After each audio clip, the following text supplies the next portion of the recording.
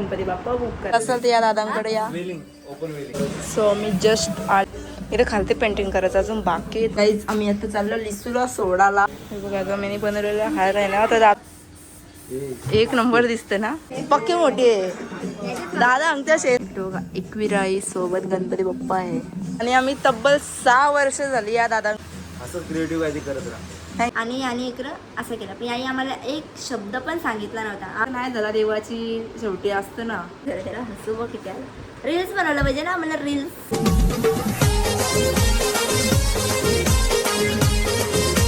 So hello guys, स्वागत आहे आपल्या यूट्यूब चॅनलवरती. आणि आता आम्ही चाललो गणपती बाप्पा बुक करायला. बघू अजून म्हणजे अजून गेलो तर ना, पण कुठली पसंत पडते बघू. आमच्या मनात ती आहे तीच भेटायला पाहिजे. आता मी पप्पा आणि मम्मीच चालल्या कारण की विराजचा तर पाय याला असं झालं त्याच्यामुळे तो होताना जाऊ शकत. आता बघू तिथे गेल्यावर आणि तुम्हाला पण क्यूट क्यूट बाप्पा दाखवता. तुम्ही पण तिथून नक्की बुक करा. गाईज आम्ही आता चाललो लिसूला सोडाला. चल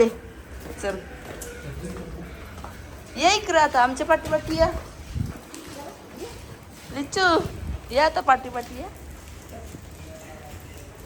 सो मी जस्ट आलेत आणि बघू आता कुठला बाप्पा आपल्याला पटतंय. आणि मी जे बनवले ते पण हाणलेन मी, कारण की मला 2-3 जण ऑर्डर केलेलं त्याच्यामुळं. आणि नंबर आहेत रे बाप्पा. इथे खालते पेंटिंग करायचं अजून बाकी आहेत. म्हणजे इकडे झालेले आहेत. एक नंबर दिसते.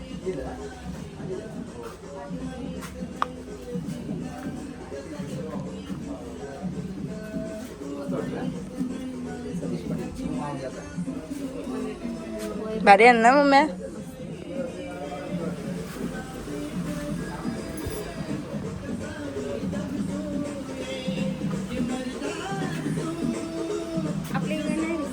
त्याला सांग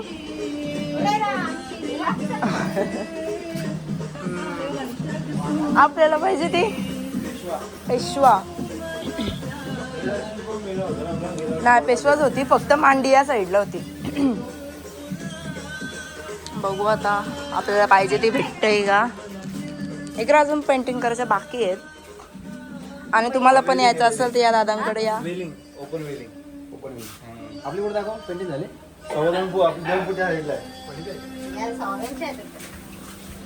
3 फुटाची म्हणजे किती. ही 3.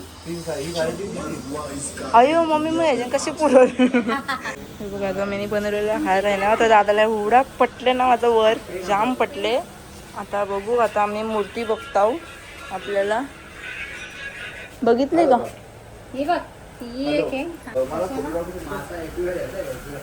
नको आता एकविरेचा मखर थोडी आपला. त्याच्यान कुठे येऊ येऊ घ्यायचा. पावडर आहे आपल्याकडे. पण डोलं नाही केलं ना अजून.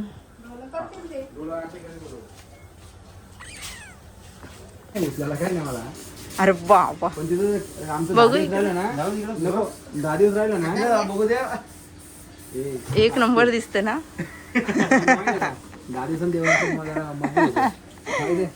त्याच्यात लहान नाही ना. नाही 2.5 मध्ये आलाय.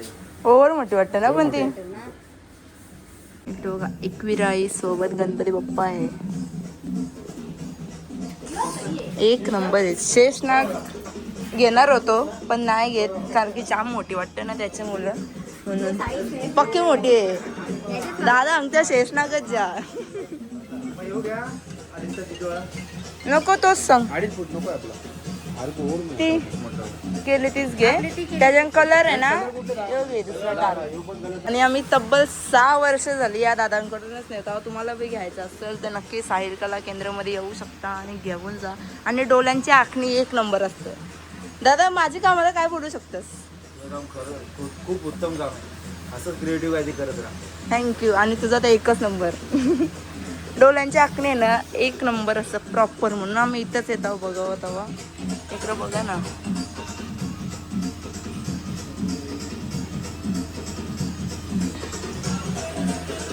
चला आता आम्ही मस्तपैकी गणपती बाप्पा बुक केलेला आहे. सो हेलो गाईज, मस्तपैकी आम्ही बाप्पा बघायला गेलतो ना, एवढ्या भारी मूर्ती होत्या ना गणपती बाप्पाच्या, जाम आवडल्या आम्हाला. पण काय विषय झाला, त्या अर्ध्या पेंटिंग्स नव्हत्या केल्या, म्हणजे जरा टाईम आहे, अजून 2 महिने बाकी आहेत. पण आम्ही आताच बुक करून आलो आणि आम्ही पण बुक केलं आहे, पण त्याची पण अजून पेंटिंग वगैरे नाही झाली. तर त्यांना सांगितले कलर वगैरे कुठला द्यायचं आहे, तो सगळं त्यांनी केलं. आणि आमची 6 वर्ष झालं म्हणजे आम्ही गणपती ठेवतो. त्याच्या आधी पण होतं पहिले, पण ते बंद झालं काही कारणामुळं. पण आता परत आम्ही चालू केलं, म्हणजे 10 दिवसाचा असताना आपलं गणपती, तुम्हाला तर माहितीच आहे, तुम्ही ब्लॉग बघत असेल. आणि अजून नवीन जर फॅमिली तुम्ही असाल तर गणपतीने नक्की या, आताच सांगून ठेवतो. काय लिस्सू इकडे, लिच्चू बघा, लिच्चू. जर तुम्हाला मूर्ती पाहिजे असतील ना गणपती बाप्पांच्या, तर साहिल दादांची नक्की दुकानात. जर डोळ्यांची एवढी आखणी प्रॉपर असतं ना, 1 नंबर असतं. तुम्ही आपली मूर्ती बघितली असेल, आणि मी पण जाम मूर्त्या वगैरे टाकलेल्या आहेत, तर तुम्ही नक्की बघा. आणि मी सांगत होतो की जो मागचा ब्लॉग मी नव्हता टाकला, की तुम्हाला सांगणार होतो की आम्ही कुठं कुठं जाणार होतो आणि इथं काय काय प्रसंग घडला, तो मी याच ब्लॉगमध्ये सांगते आता. तर पहिला सांगते की आम्ही जाणार कुठं कुठं होतो. इथं बघा, पहिले आमची ट्रेन होती मुंबई ते अमृतसर. ते अमृतसरशी नंतर लगे दर्शन घ्यायचा होता, तो आमचा प्रॉपर झाला. अमृतसरला इकडे बघा, 30 तारखेला दर्शन घ्यायचा होता, तो अमृतसरचा 30 तारखेला दर्शन झाला. नंतर आम्ही तिथं मुक्काम केला कटरा वैष्णोदेवीला, तो पण प्रॉपर झाला, बघू शकता, कटरा वैष्णोदेवी. नंतर लगे दुसऱ्या दिवशी तिसऱ्या दिवशी वैष्णोदेवीला रात्री मुक्काम केला, म्हणजे दर्शन वगैरे करून आलो. आणि नंतर लगे मग शिवखोरीला जायचं होता, पण आम्ही तो फक्त काय केला, मुक्काम इथं वैष्णोदेवीला करून शिवखोरीला गेलो. काय झालं ग, थांब जरा काम आहे ते दाखवते. शिवखोरीला गेलो, शिवखोरीशी नंतर लगे मग वैष्णोदेवी केली आम्ही रात्री. त्याच रात्री आम्ही चढलो वगैरे, आणि तो तुम्ही ब्लॉगमध्ये बघितला असेलच काय आमची हालत झाली, कारण की शिवखोरी ती 3 किलोमीटर, म्हणजे 3 अपडाऊन करून 6-7 किलोमीटर सहज होतं. नंतर लगे मग आणि इकडं वैष्णोदेवीचा तो जास्त तो झाला का आम्ही सकाळचे निघलेलो पहलगामला RFID कार्ड बनवायला जायला तिकडं. तर तिथं पोहोचलो, तिथं वगैरे बॅगा वगैरे चेकिंग झाल्या, तो पण ब्लॉग बघितला असेल. हे 4-5 दिवसाचा ब्लॉग तुम्ही सतत बघितला असेल, आणि एकदम मस्त रिलॅक्समध्ये आनंदान होतो, कारण की बाबा बर्फानीचं दर्शन घ्यायचा होता. पण काही कारणामुळे आता नाही झाला, देवाची शेवटी असतं ना, ज्याला द्यायचं असतं त्यालाच देतात, असं असतं. त्यानंतर लगेच 3 तारखेला आमचा चंदनवारी होता. तर 3 तारखेला चंदनवारी म्हणजे आम्ही चाललेलो पहलगाम मार्गे ना, चंदनवारीला आमचे मुक्काम होता. नंतर लगेच परत लगेच 4 तारखेला शेषनागला मुक्काम होता. इकडे बघू शकता, म्हणजे तिकडंच आहे आपल्या बाबा बर्फानीच्या अमरनाथ रूटलाच आहे. 3 दिवसाचा ट्रॅकिंग होता, तुम्हाला मागच्या वेळेस बोललेलं. इथं शेषनाग सोडलेला ना, तो शेषनाग झील, तिथं वस्ती होती. तो झाल्यावर नंतर लगेच 5 तारखेला पंचतरणी होती, म्हणजे जिथं पंचतत्व सोडलेलं होतं त्या ठिकाणी आमची वस्ती होती. तो झाल्यावर सकाळी 6 तारखेला लगे बाबा बर्फानी अमरनाथचं दर्शन होतं, म्हणजे बर्फाची पिंड जिथं असतं तिथं अमरनाथला दर्शन होतं. 6 तारखेला कंप्लीट. सोमवार होता, मस्त काय योगायोग होता बघा ना. 6 तारीख सोमवार होता मस्तपैकी, पण नशिबाने नाही झाला, पुढच्या वर्षी नक्की. नंतर लगे मग 7 तारखेला बालटाण ते श्रीनगर प्रवास, बरोबर. त्याच्यामध्ये बघा शिकारा राईड होती, लाल चौक भेट होती, आणि श्रीनगरला परत मुक्काम होता. त्याच्यानंतर 8 तारखेला शंकराचार्य मंदिर होता, आणि तो गार्डन वगैरे भेट, आणि 2-3 टुलिप गार्डन वगैरे जे आहेत ना ते होतं सगळं. आणि नंतर लगे 9ला आमची ट्रेन होती कटरा ते मुंबई रिटर्न यायला, आणि मग असा आमचा प्रवास होता. पण ते आमचं जे 3 दिवस होतं याचं शेषनाग, पंचतरणी आणि चंदनवाडीचं, ते 3 दिवस आमचं, आणि एक सोमवारचं दर्शनाचं, म्हणजे 4 दिवस आमचं तिकडं होतं अमरनाथला.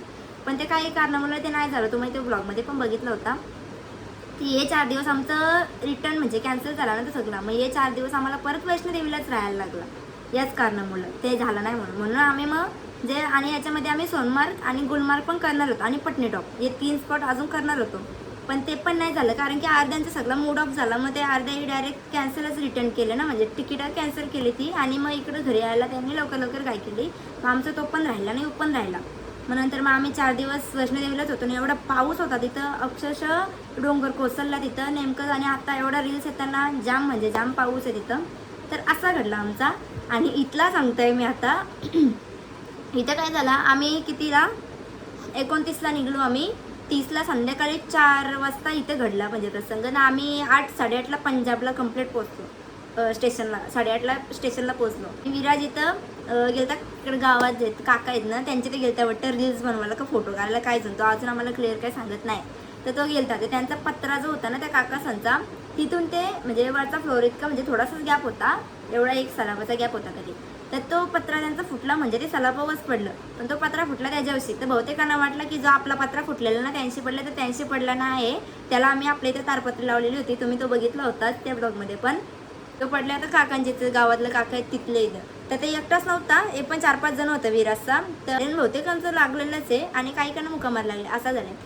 तर असं झालं. आणि याचं झालं कधी आम्ही नेमकंच अमृतसरला पोहोचलं पण नव्हतं, पोहोचणार होतो अमृतसरला आणि इकडं असं केलं. पण आई आम्हाला एक शब्द पण सांगितला नव्हता. आम्ही रोज व्हिडिओ कॉल करायचो, यो बेस कसं आहे आम्हाला काय माहिती असं काय होणार आहे, कोणाला माहिती असतं. मग असं झालं आणि सगळ्यांना वाटलेलं की आम्हाला माहिती आहे तरी मी ब्लॉग टाकते बिंदास, पण आम्हाला काहीच म्हणजे काहीच माहीत नव्हतं. म्हणून मी बिंदास ब्लॉग टाकत होतो, फोटो टाकत होतो, रील्स टाकत होतो, सगळं करत होतो. पण माहितीच नाही तर आता, आणि थोडं माहिती होतं की असं होणार आहे तसं होणार आहे त्याच्यामुळे. तर असा होता आमचा तिकडचा प्रसंग आणि इकडचा प्रसंग. तर बघू आता थोडासा त्याचा पाय झाले बरोबर, म्हणजे जो आपला पायाचा हे असतं ना तो बतवतो अंगठा डोला असा, तिथून काहीतरी क्रॅक झालं त्याला. हसू बघ किती आलं. रील्स बनवलं पाहिजे ना मला, रील्स त्याची मुलं असं झाले या सगळा. चला तर समजलं आता सगळ्यांना.